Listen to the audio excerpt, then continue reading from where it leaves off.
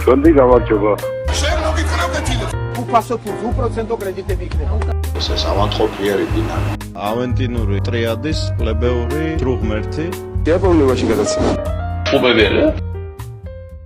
სალამი მეგობრებო, მორიგმა კვირამ ჩაიარა და ტრადიციულად მე და გარი ტყუპების პოდკასტში განვიხილოთ ამ გასულ კვირას ამბებს 9 საათზე, როგორც ყოველთვის.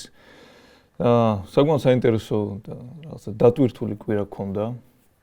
ბევრი თვალსაზრისით, როგორც საშინაო ამბებით, მათ შორის საგარეო ამბებით ძირითადად და ხო მაგ თემებზე ვილაპარაკებ და გაგიზიარებ ჩვენს აზრს.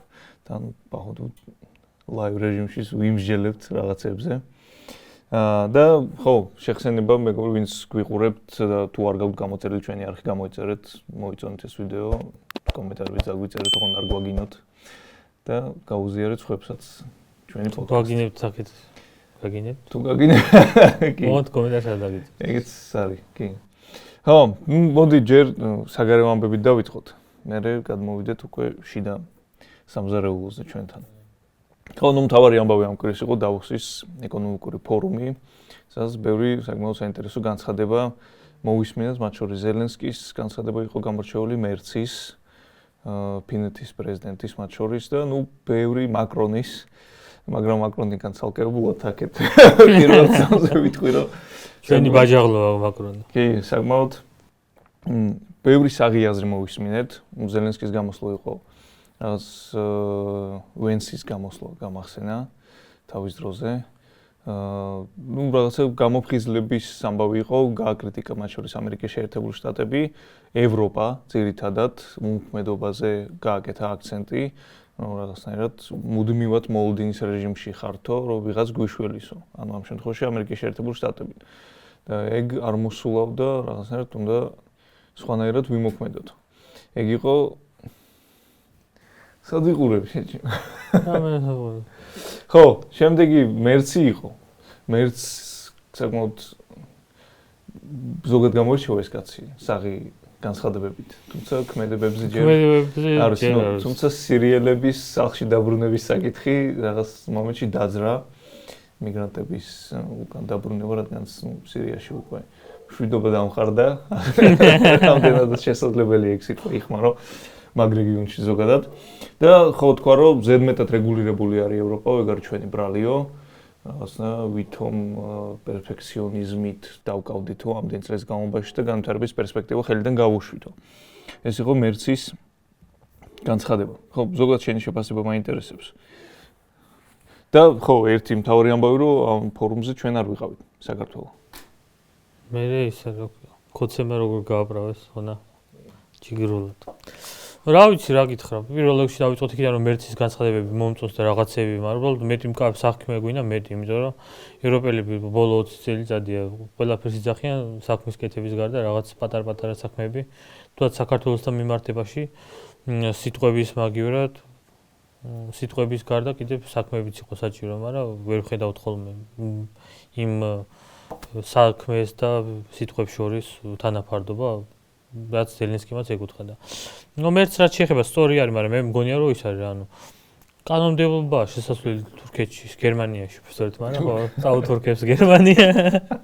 კი, იდეაში იმდენი არის იქ. კი, მაგრამ ისინი მოქალაქეები არიან. ეგაა პრობლემა, რომ რაღაც საბუთები, რაღაცები დამოუკიდებელია სასამართლო, რომ აი შვედეთში რაღაც ევროპაში ბევრ ქვეყანაში ისხდება პროცესი, როცა მთავრობა იწყებს ვიღაცებს დეპორტაციას, იძახიან რომ ეგეთი პროცედურები არ არსებობს და მაგიტომაც შეანურდება. მოკლედ ეს ბიუროკრატიული ამბავია და ამისთვის საჭირო არის, მე ვნახე ნიუ-იორკერის სტადია იყო, საფრანგეთის და გერმანიის შორის რაღაც დაძაბულობა იწევს ამ ამბავთან დაკავშირებით, რომ ხა მაკრონს ის პრობლემები აქვს და არარეიტინგული პრეზიდენტია, მალე მიდის და კოალიციების პარტია დაანგრეული არის და კაცმა არც ვინ იქნება პრეზიდენტი, ამიტომაც არეულია სიტუაცია ძალიან და ეხა გერმანია არის პირიქით რომ დერეგულაციას იწყობს და აქამდე მერკელი და მერცის თავრობა ისეთი იყო, მერცის მეთქი, რა ქვია ეს. ვეღარც გვახსოვს ვინ იყო შოლცი. ძალიან ისეთი სოციალისტური თავრობები იყვნენ და ფრანგებთან ერთად თანამშრომლობდნენ და ეხა მერცი საერთოდ მემარჯვენებისკენ წაიყვანა უკვე გერმანია და 10 და გერმანიის საფრანგეთის ანუ იქ ტრამპი ვით არ არიან გადაკიდებული საჯაროდ ერთმანეთს, მაგრამ რაღაც პრობლემებია იკვეთება, რაღაც გაასხავს ეგ ამბავი, იმიტომ რომ ერთი მეორეს აწვევ, მე ერთი მეორეს და ხო, ზარც შეეხება დავოს რაღაცა.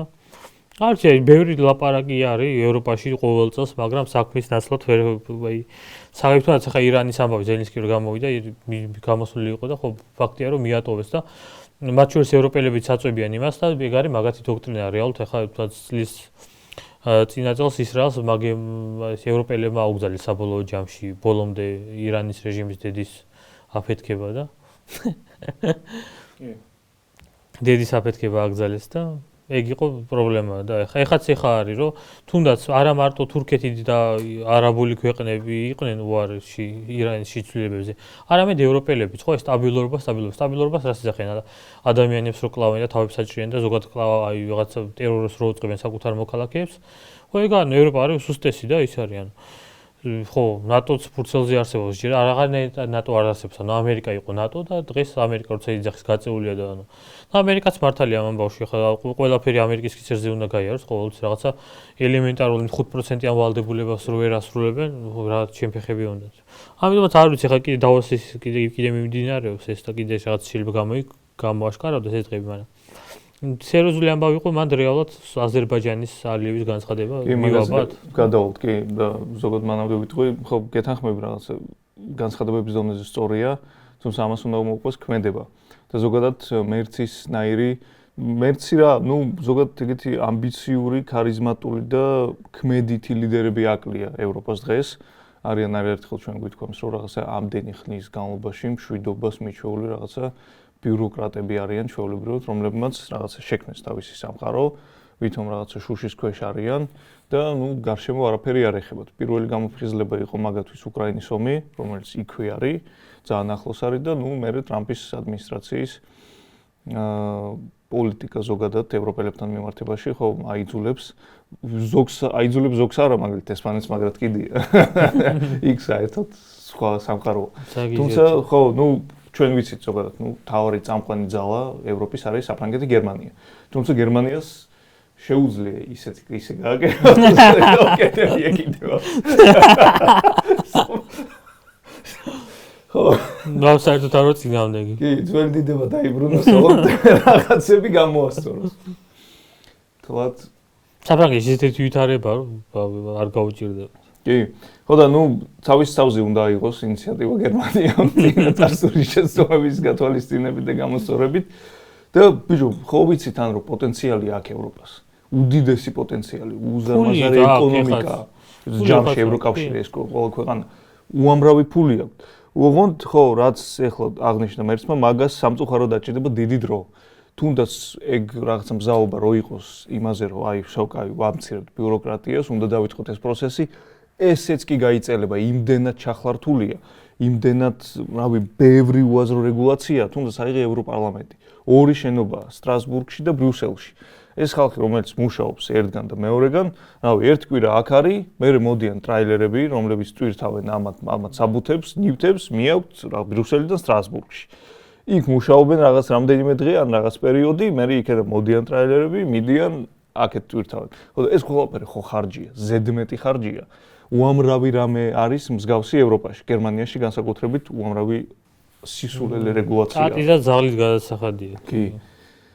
ხო და აი ეგ პროცესი თუ დაიწყო, ევროპას აქვს პოტენციალი, მთავარი ამბიცია ჰქონდეთ, რომ იყოს მართლა რაღაცა წამყვანი ძალა ამ სამყაროში. პოტენციალი აქვს, მთავარი ამბიცია ჰქონდეთ.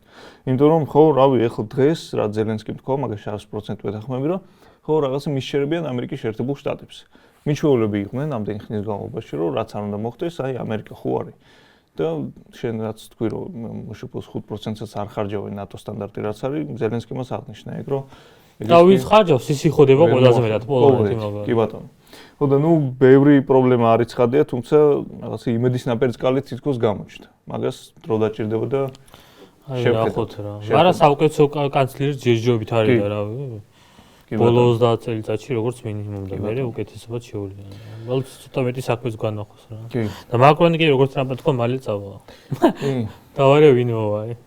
კაცო, საფრანგეთში ზოგადად ეგ პრობლემა ესპანეთშიც რომ ვინ არ უნდა მოვიდეს ყველა გამოყლებულია ბიჭო. ნუ ესპანს კიდე შეუძლია რაღაც მომენტში გაუგო რომ იქეთ არის სადღაც. და აქეთ ესენი არის, მაგრამ ნუ როგორც ვთქვით, გადამდები ამბავია. ნაპოლეონის მიერ გიგონი თა ჯადო აქვს ადეთ. ხო, შემდეგი ამბავი რაც მოყვა ამას დაუსში მათ შორის იყო ალიევიც და ფაშინიანიც და ალიევს ჰქონდა შემდეგი სპიჩი, როდესაც ისაუბრა, ნუ ამ რეგიონზე ილაპარაკა ცხადია ტრამპის დერეფანზეც მათ შორის მიღწეულ შეთანხმებაზე სომხეთს და აზერბაიჯანს შორის და აღნიშნა რომ კი ამ ეტაპზე საქართველოს გავლით გადისო ეს ტვირთებიო, მაგრამ მოვა დრო აუცილებლადო და არც ისე შორს არის ეგ დრო, როდესაც სომხეთის გავლით გავა ეს ტვირთებიო და ჩვენ ამოვარდებით საერთოდ ამ რეგიონალური რაღაცა რაც გვაქვს ჩვენ პოტენციალი წინას ვილაპარაკეთ ეგ იდეაში. რაც გვაქვს დატვირთო დღეს და ეგ პოტენციალი საერთოდ ვარდებით, იმიტომ მოწყვეტილები ვართ ქართული ოცნების პოლიტიკა საერთოდ გაუგებარია. არც იქ ვართ, არც აქ ვართ, არც სად ვართ, რა გვინდა. ხო, პრობლემა არის ერთი ის და ის გამეორება ცოდნის და ამას გადავიმეორებ და ფაქტია რომ აი რაღაც დაპირისპირება რო იყო აზერბაიჯანის ქართულ მთავრობას შორის ეგრეთ წოდებულ მთავრობას შორის ვერ მოგვარდა ეგ ამბავი. ვერ მოგვარდა ეგ ამბავი ხო და ვალიო ისეთია რომ დამახსოვრება იცი რაღაცეების და რაც არ უნდა ესე ხო დიქტატორი ეძახი რაც არ უნდა იყოს რაღაცეების შესრულება იცის და აშკარად დაამახსოვრდა. ეხლა სომხეთთან დიდი შერიგება მიდის ესაა რომ ამ წელს უკვე უნდა გაფორმდეს საბოლოო ხელშეკრულება რამე თუ არ მოხდა. და всё, მართლა 5 წელი დაახლოებით ჭირდება გამართვას და ეგ კოცებივით არ არიან, არ დასჭირდება 10 და 15 წელი. 5 წელი მაქსიმუმ და მე ხო რა და მე ოფსაიდში დავუჩებით და უფრო დამოკიდებულები ვიქნებით რუსეთს. რაც რუსეთის ინტერესებში შედის, ანუ რა, შეიძლება რუსეთის ამბავიც არის, არ ვიცი, მაგრამ ფაქტია, რომ აბსოლუტურად მთლიანად ხდებით რუსეთზე დამოკიდებული. ანუ ერთ დღეს რომ მოინდომო რომ გაგვიჩვენ, შუქსაც გაგვიჩვენ, ინტერნეტსაც გაგვიჩვენ, ბენზინსაც გაგვიჩვენ და ყველაფერს საერთოდ დავუჩებით ჰაერზე და ძალიან ცუდია, როცა რეგიონში მართლა ლაგდება ყველაფერი, მაგრამ ეს ირანის ამბავიც და შეჭირდა, მაგრამ მე საერთოდ ირანის ამბავზეც ჯერ მოვიცით კომენტარს არ გავაკეთებთ ცოტა ხანი, კაცმა არც რა იქნება რა, მაგრამ როცა ეგეთი შანსია 100 წლების განმავლობაში არ ყოფილა, როგორც ეხლა რეგიონში მართლა პირდაპირ ნიშნობით შვიდობა დადგეს. აი ამ დროს ჩვენ კარგავთ ფლანგავთ და რა ვიცი. ყველანაირად ჩამოვჩებით ეგა სამწუხარო რეალობა. კი, ნუ ხომ ალიევი არ არის კაია კალასი ან რაღაცა ის ევროპული ბიუროკრატი, რომელსაც კოცები აქედან აგინებენ და იქიდან პასუხი შეშფოთება. ალიევი აქვე არის და თუ რომ წამოგარტყავს, იციან და მათ შორის პროპაგანდაც არ აუწევიათ მაგ თემაზე. საერთოდ თუ დააკვირდი რომ არსად არ იყო ეგ ნახსენები. ხო და ეგ კიდევ ერთხელ მეტყოლებს ევროპელები აი მანდ არიან ძალიან სუსტები არიან. აი ჯერ მარტო რა განცხადებების აკეთებ. ეგ რო ვთქვათ ერდოღანზე ესეთ განცხადები რო გამოსულიყვნენ, ან ალიევზე თუნდაც. ნებისმიერ თავმოყარ პრეზიდენტს, ანუ როცა ესე გიხებიან, თავმოყარე უნდა უპასუხო. ო, კაი, და ეგ არის ევროპელების ბრალი. ეგ არის. ხო, ეგ ამბავი ბევრ ამას ვკარგავთ და რაც გარემ აღნიშნავს, სულ უფრო ხვდებით რუსეთზე დამოკიდებული. მაგრამ ხო რაღაცა შვიდობის საბჭო რო შექმნა ტრამპმა, სადაც ყველა მოიწვია რუსეთიც, ბელორუსიც, ირანიც, აზერბაიჯანი, სომხეთიც, ჩვენ რეგიონში თურქეთიც, მაგრამ ჩვენ არა. მანდაც არ ვართ, ვოსკი თქვა დღეს შეიძლება არ ვართ, მაგრამ შეიძლება ვიყოთო, მაგრამ გასაგებია და ხო ზოგადად აი ეს ჩვენი პოლიტიკა, რომელიც ვერც ამერიკელებთან დაალაგეს კოცებმა, ვერც ჩინეთთან ვერ დაალაგეთ საბოლოო ჯამში. რეგიონშიც გადავიმტერეთ ჩვენი მეზობლები. რუსეთთანაც გაუგებარი ურთიერთობა გაქვს. არც იქიდან რამდენჯერაც ახსენეთ აფხაზეთი და სამაჩაბლო რაღაც ტერიტორია, იმდენჯერ მაგრად კეფაში წამოარტყეს რუსებმა არანაირი მაგას საუბარი საერთოდ არ შეიძლება პირიქით რეალობა აღიარეთ ახალი რომ ეგ ტერიტორიები თქვენი არ არის. ხო და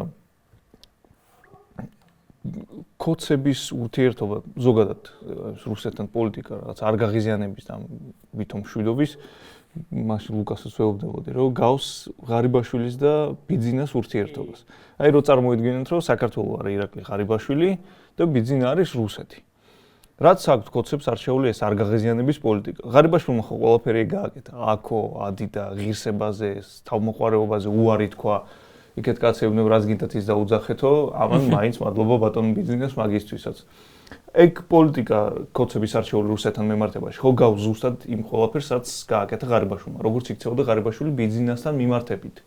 რაღაც ბოლომდე თავს უხრიდა, ნოხივით ეფინებოდა, სადაც არ უნდა ყოფილიყო მედაგარის ამას არ ვიტყვი. რაზე იყო დამსრელი ღარიბაშვილი. იმისთვის რომ ბოლომდე სიამოვნებინა ბიზნესთვის, მაგრამ დადგა მომენტი, როდესაც ბიზნესმა გადაწყვიტა რომ აი ეს უნდა დავიჭირო. უნდა მოვთხოვო. დარჩა ღარიბაშვილი ახლა ხეხავს რუსთავის ციხეს. თუ გლანში. რუსთავშია. შეიძლება ჯაფარსაც განსა. ხო და აი ეგ არის რუსეთთან ურთიერთობა ჩვენი. ზოგადად მაგას რო თავი დავუნებოთ ღარიბაშვილს, ისტორიული გამოცდილება გვაქვს ეგეთი, არ მუშაობს ეგ.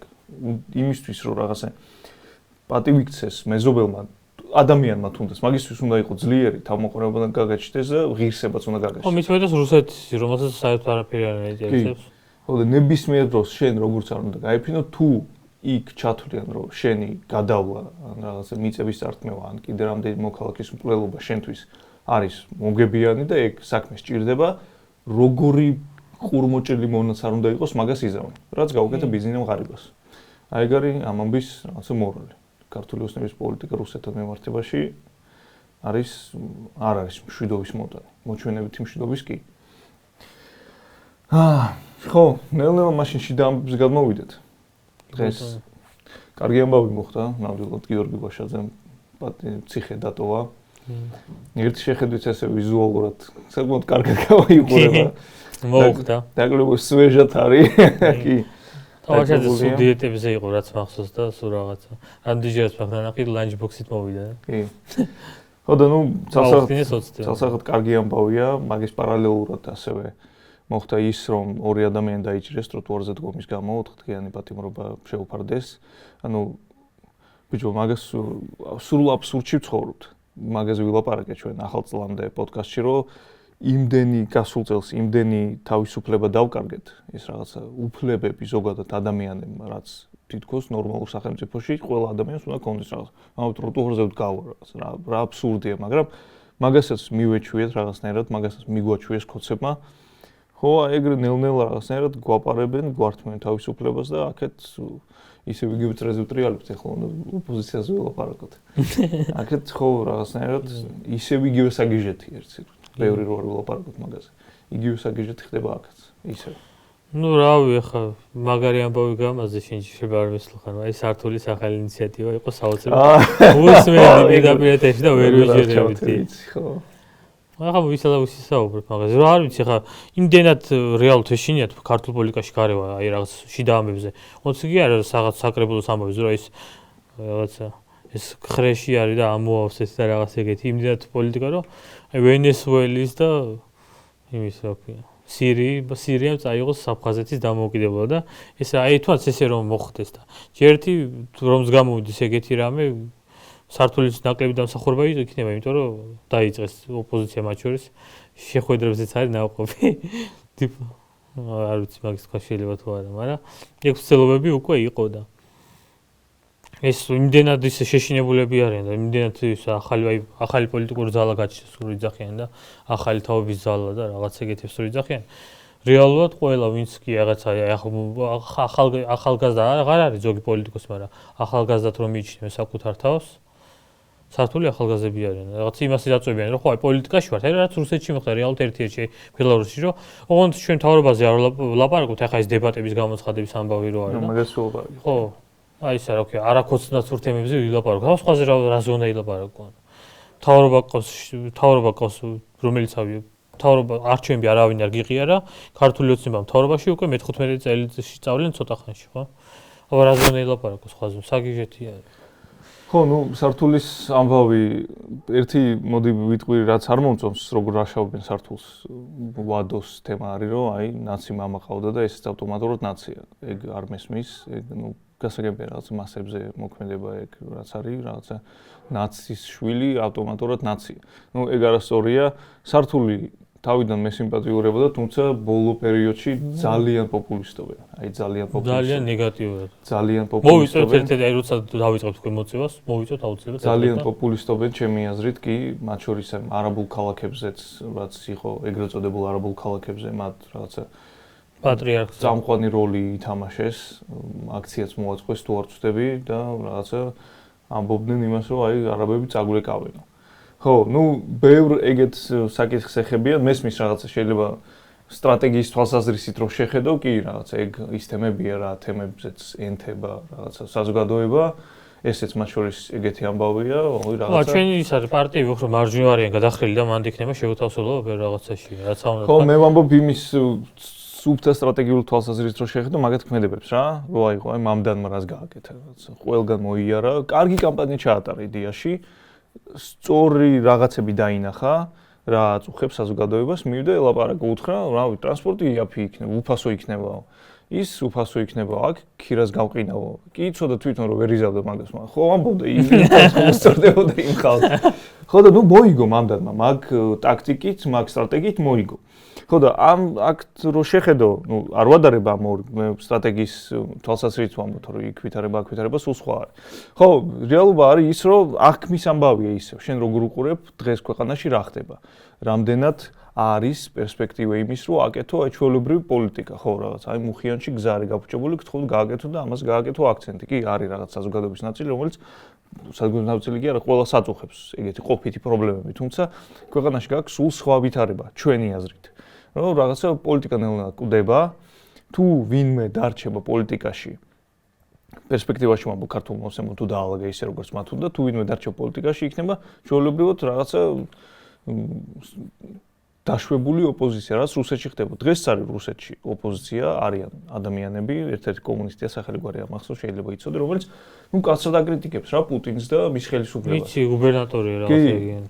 კაცრად აკრიტიკებს რა, მართლა რო შეხედო ეგ. მაგრამ ნუ რეალურ საფრთხეს არ წარმოადგენს, ვერ წარმოადგენს. კი, იყვიროს რაღაცა, ნუ მოჩვენებითი ამბისთვის, რომ კი რაღაც, აი, რავი. ჟირინოვსკი აღარ არის ცოცხალი და ვიღაცა ხონდა ჩვენ. აგეთ კაცი არის, რომელიც პრობლემებზე საუბრობს რა, იმას, რაც ხალხს აწუხებს, მაგრამ როგორც კი ეგ მაგ ტიპს ექნება რამე მოჭიდება, როგორც თავის დროზე ნავალნიმ შექმნა, ნავალნიმ როგორც დაასრულა, ისე დაასრულებს ეგ ტიპის და აქ არ ვამბობ რომ ეგრე მკვლელობაზე მინდიან აი როგორც ხაბეიშვილი წავიდა ხო, ჩვეულებრივად როგორც კი გახდები რაღაცა საფრთხის შემქმნელი ხელისუფლებისთვის მარტივად აი როგორც გირჩი და დროა რაღაცები არ აკრძალა მთავრობამ, იმიტომ რომ საფრთხეს არ წარმოადგენენ ჯერ რეჟიმში და ხო თუ გაიზდებით აკრძალოთ, ყობახიძემაც ეგ და 10% თუ მივგავდა. აი ის რაღაცა ჩამოკიდებული საქმეები პოლიტიკოსებზე რა არის?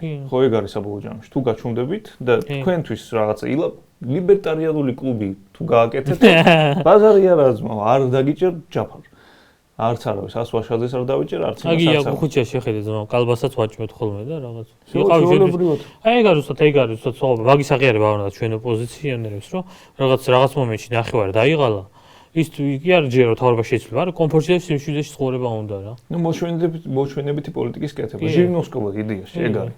დაშვებული ოპოზიცია ხარ, ილაპარაკე რაც გინდა, გვაგინე, მაგრამ კონკრეტული წითელი ხაზები არის. და გავა რა 15-20 წელიწადი ბიზნესიდან მოკვდება და გვეშველება რაღაც ეგეთი.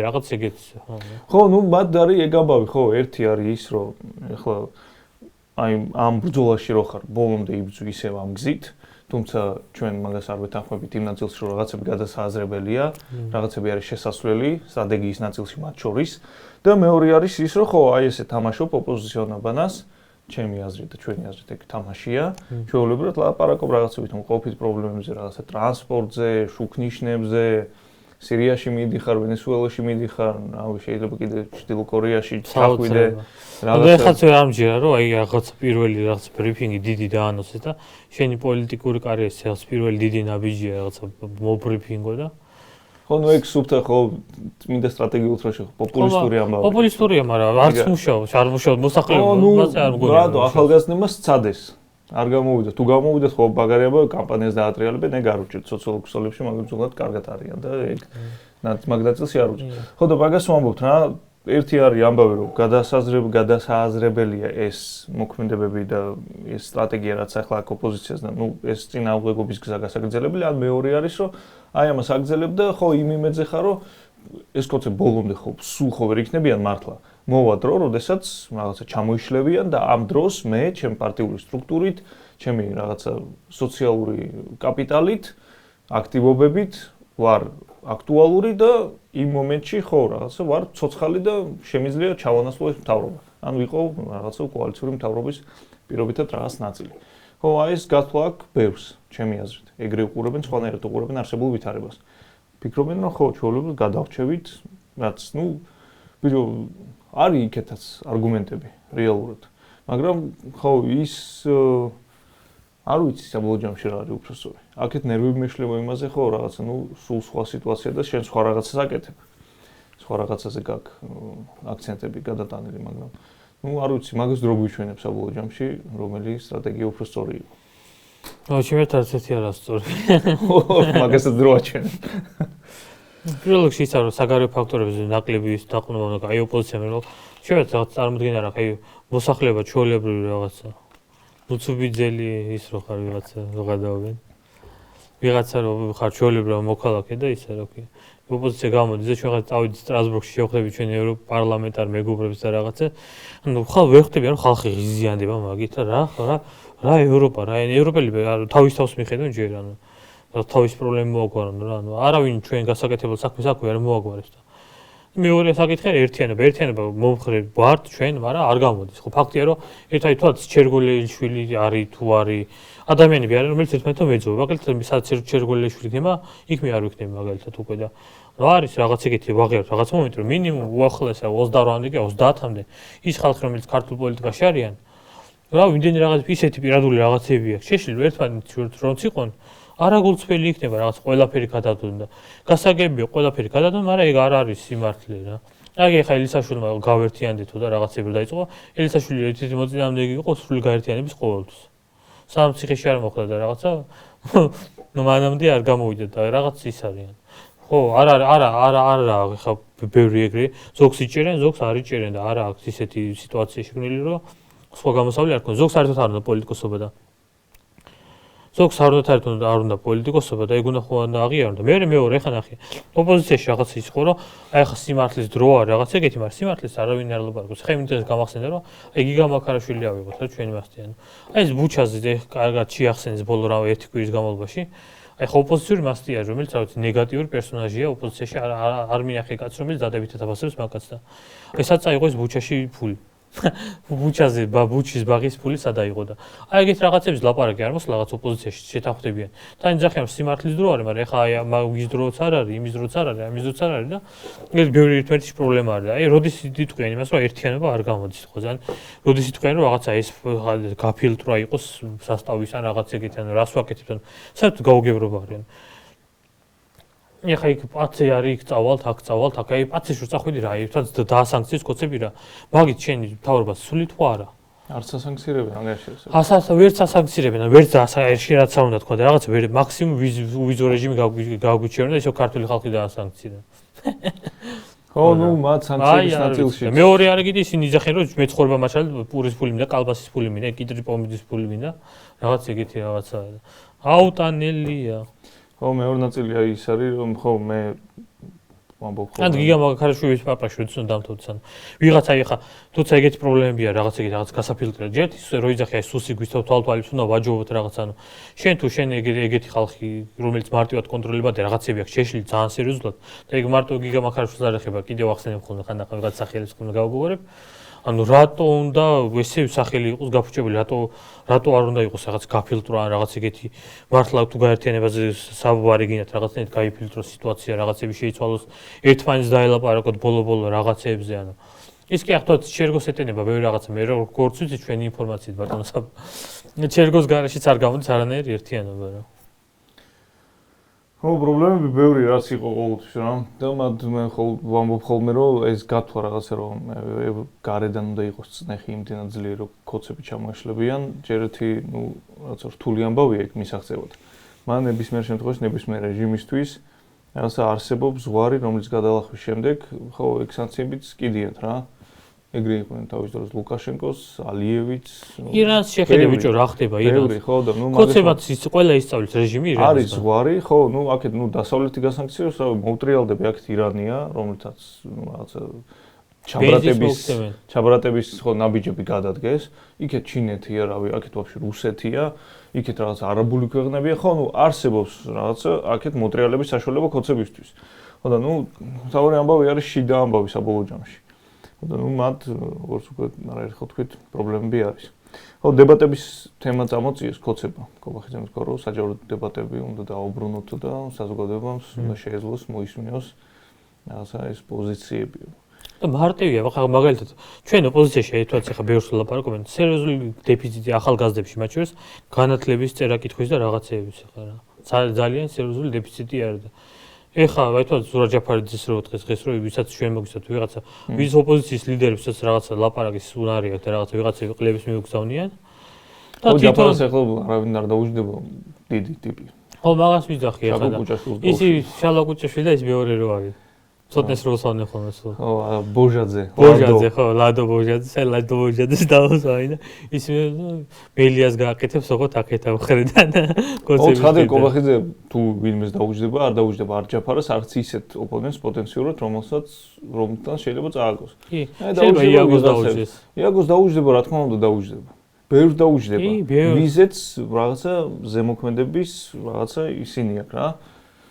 საშუალება, ვისაც აჭამეს რაღაც პონჩი, ან ვისთან ერთად. ან სუსტია ვიღაცემა გუშინ ნახე ოპოზიციიდან ახალგაზრდებიდან ეს თქვა რაღაცა ინიციატივა გამოსცეს ლუბოი მომიყვანეთო და რამე და მაგათ ადგილას 10 ჯერ დავფიქრდებოდი. სანამ ეგეთ რაღაცას დავწერდი. გვინახავს ეგეთი დებატები. ამ სტუდიაში იყოთ ამ პოლიტიკური კარიერა დავსრულებიათ. რაღაც პერიოდით მაინც ხო და ხო, სანამ რაღაც სიტყვი ბევრჯერ დაფიქრდი. ხო, ნუ მაგ დებატებზე გამოჩნდება იდეა. ან ეხა იაკობახიძე ხო არ არის ეხა გამოყლებული ღარიბა რაღაცა იაკობახიძეს ჭუა მოეკითხება და ერთხელ გაბუნიას მაგრა შეუსრულა იმაში მახსოვს რომ გაბუნია ძალიან აქტიურად იყო თუ ახსოვს ჯერ კი ძალიან მეთე 2016 წელი იყო თუ რაღაც ეგეთი უფრო რამდენი წელი გავიდა მაგრა შეუსრულა ვაფშე საერთოდ მომზადებელი იყო მაგარი ხო და ეხლა ნახოთ რა ეხლა მეც გაბუნია რომელიც ერთ-ერთი მომზადებულია და განათლებაც აქვს ინტელექტის რაღაც უნარების სკილები აქვს საკმაოდ მაღალ დონეზე ის დროდან მომზადებელი ვდახდა მაგრა შეუსრულა და ეხლა რაღაცა შევხედოთ ბაბლის პოლიტიკოსი რო რა მიზანი აქვს კოცებს ნახოთ შეიძლება ცოტნი ივანიშვილის აფერი განმუხტავ ინიციატივის შედეგია განმუხტის ამბავი არის რაღაცა ხო ხო და ვისაც დაელაპარაკებიან როგორც დაელაპარაკებიან მათ გამოჩნდება ყველაფერი იდეაში მთავარი მიზანი რა არის და რაღაცა რის გაკეთებას გამოდნობას ცდილობენ ამ ამბიდან ფასების ამბავი მეგობრებო ისევ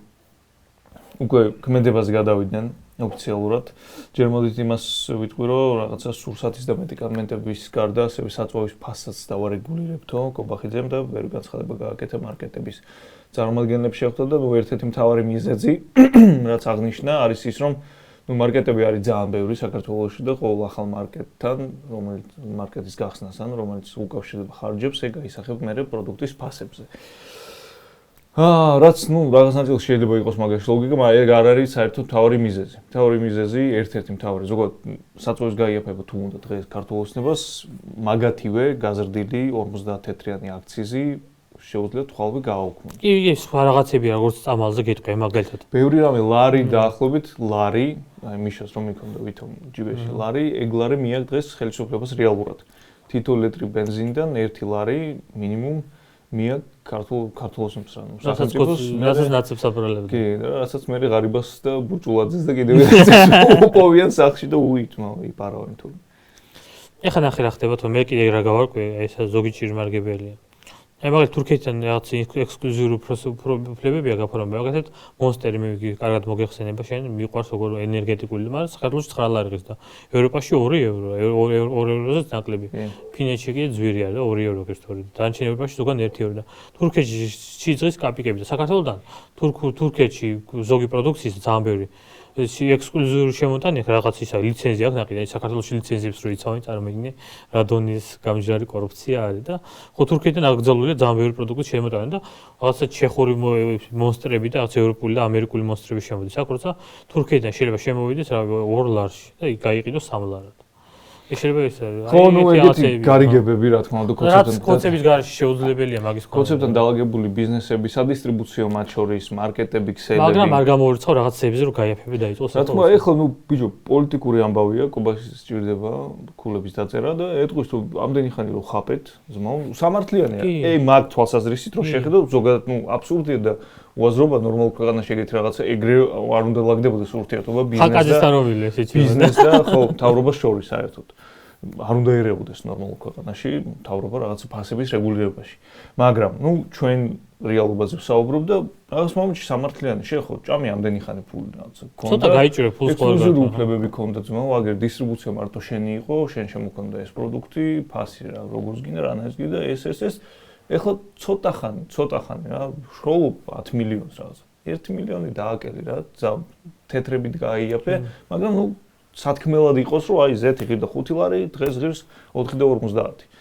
აი ეს. მე გამოვლენ იქით იმედის, პოსტივის, რუსტავიორის ან ვიღაცა კოცი სელებრიტები და დაწერენ, რომ აი ძმაო, მე უკვე 200 და 300 ლარს ზოგავ ყოველთვე. იქ რაღაცები ხალხზეც იმუშავებს. რა თქმა უნდა, კამპანიას ჩართავენ. მაგისთვის ჭირდებათ ეს ამბავი და ხო, საერთოდ არ გამორიცხავ, ბიზნესი რაღაცა, აი და ოპოზიცია გამოკლებული ოპოზიციონერები ცხელ შეუწყობენ, იმიტომ რომ გამოვლენ თქვენ, რომ აი ხარო შემცირდა სიტყვაზე ზეთიო, აი ჩვენ რო ყოფილიყავით 2 ლარით შემცირდება. კი. ხო, მათ იმაზე გეგელია გამომაგეთ. ცოტა ვინმე ილაპარაკებს იმაზე, რომ ზოგადად მსგავსი ურთიერთობა სახელმწიფოს და კერძო ბიზნეს შორის არ მოსულა. ნორმალურ ქვეყანაში ეგ არ მოსულა რა. მარკეტების დაცვა. ბიჭო, შოულებრივად ადამიანისთვის დასაფიქრებლად ამბავი. აი უბანში რა, ჩემთან არის ერთი, ბევრი მარკეტია რა, 5-6 მარკეტი არის იქ, სადაც სხვადასხვა მარკეტები, სხვადასხვა ფასებია. შემიძლია რაღაცა არაჟან ვიყიდო იქ, პური ვიყიდო იქ, პირობითად. ხო, ან კოლას ვიყიდი ვაფშე იქ და აქეთ უფრო ძვირია კოლა და აი ეს რასაც ამბობს კუბახიძე პირობითად რომ შესრულდეს არ ვიცი რამდენად მოხერხდება ეგ, მაგრამ მარკეტების რაოდენობა შემცირდა უბანში 6 მარკეტის ნაცვლად კონდეს 2. კი, რაღაც პერიოდი ფასები თითქოს იგივე ან ცოტა ნაკლები იქნება, მაგრამ გაძვირებას გამოიწვევს ეგ საბოლოო ჯამში. იმიტომ რომ ალტერნატივა ნაკლები გექნება, კონკურენცია ნაკლები იქნება და საბოლოო ჯამში ხო, რაღაც პერიოდი გავა, ესენი ისევ დაალაგდებიან და უფრო ძვირი იქნება შემდეგ. იმიტომ კონკურენცია ნაკლები როცა გაქვს, 2 მოთამაშე უფრო დაალაგდება ერთმანეთთან, ვიდრე 6 პირობითად თეორიულად ხო. ბევრი არასწორი რამე არის ზოგადად ამ ამბავში, მაგრამ აქაც პოპულისტური ამბავია მასებზე მოქმედებისთვის, ხალხს აწუხებს ცხადია მაღალი ფასები, რაღაცა ის რომ ხელფასი და შემოსავალი არ უტოლდება იმ მაჩვენებელს, რა მაჩვენებელთაც იზრდება ფასები, ხო, გასაგებია ეგ, მაგრამ დიდი ტყუილია ეგ ერთ სიტყვით. კი, რაღაც შეიძლება გააკეთონ მართლა რაღაც პერიოდი, მაგრამ მე როგორც გაიაფთება ორჯერ მეტად გაზვირდება. და ქმედებას გადავიდა, სუსით შევიდა რამდენიმე კომპანიაში, მათ შორის აგროხაბში, დეილის მარკეტებში, სპარი, მაგნეტი, გვირილა, იოლი, კალათა მარკეტებში შევიდა. და იმაში, ოკეი. აგროხაბში. ხო. შენ რო გივასება იმ მაღაზიაში. და. აი, სალათები რო იყიდება ხოლმე რაღაც. ფრესკო, ხო. ფრესკოში დიდი ხანია შესაძლებელი არიან ეკაცი. საყოველთაო რო გაქცევს. აგინებს ხოლმე, კი. ეხლა кайხანი არ გამაჩვენებულა, მაგრამ როცა ჩნდებოდა საკმაოდ მწარე რამეს ამბობდა და საგადასაღადო ეს ფრესკოში სულ არის. სუსით. ხო და ესეთი ამბავია, რა. მონსტერიც. კი. ხო და ხო, სადისტრიბუციო წარმომადგენლებს შეხვდა ეხლა კობახიძე მათ შორის. ეხლა ახალი ნიუსია. სამთავრობო კომისიის ფორმატში შეხვდა. ხო, მიდის ეგ რაღაც ამბავი, რომ მიკაჩავების ნელ-ნელა. მაგრამ მადას ბიჭო, ნახე რა ის არის. კაი, ყველას ესმის ეხლა რომ მთავრობა აკაჩავს ბიზნესს, რომ ფასებს დაუწიეთ. მოსახლეობა მაგაში პრობლემას საერთოდ არ. პრობლემას მოსახლეობა მაგაში ვერ ხედავს. ნაცები რომ აკაჩავდნენ ბიზნესს, აი ეგ არის ცუდი. ნაცები რომ ურტყავდნენ ხალხს ქუჩაში პირობითად. ეგ იყო ცუდი. ხო და აი თემურალასაძე. იანი მე აქ მიჭირდება თემურალასაძეს სხვა არა. აქ დიდი თუ არა, აქ მაინც პატარა. სამ 20 სტუმარი არ გვიყოლება, აი აქ იყოს დიდი რა. შესაძლებელია. პატარა მაინც ხო, ან დიდი ან პატარა. ჩარჩოში ისლამაზად. კი. ო, ეგ იყო იდეაში. ერთი აქ და ერთი ჩემთან სახლში ლოგინის გვერდით. ხო, დილას აღარ დაძიმებდა გატეხები. კაი, ესეთი კვირა გამოვიდა, ერთ-ერთი. თემურებში გვიმართლებს საქართველოს. მაინც არა. მარგალიტი არსებობს ჩვენს ქვეყანაში. კი ბატონო, მეგობრებო, ეს იყო ჩვენი პოდკასტი ტრადიციულად ისევ ვინც ბოლომდე გვიყურეთ, პირველ რიგში მადლობა, კარგი ხალხი. გააკაპუნეთ ეს ლაიქს. მოიწონეთ ეს ვიდეო, გამოიწერეთ ჩვენი არხი თუ არ გაქვთ გამოწერილი და ჩვენ რაღაცა მოვალ პარასკევს ისევ შევხვდებით. გუესად გამოგიცხადებით სიმარში. კი ბატონო, დროებით.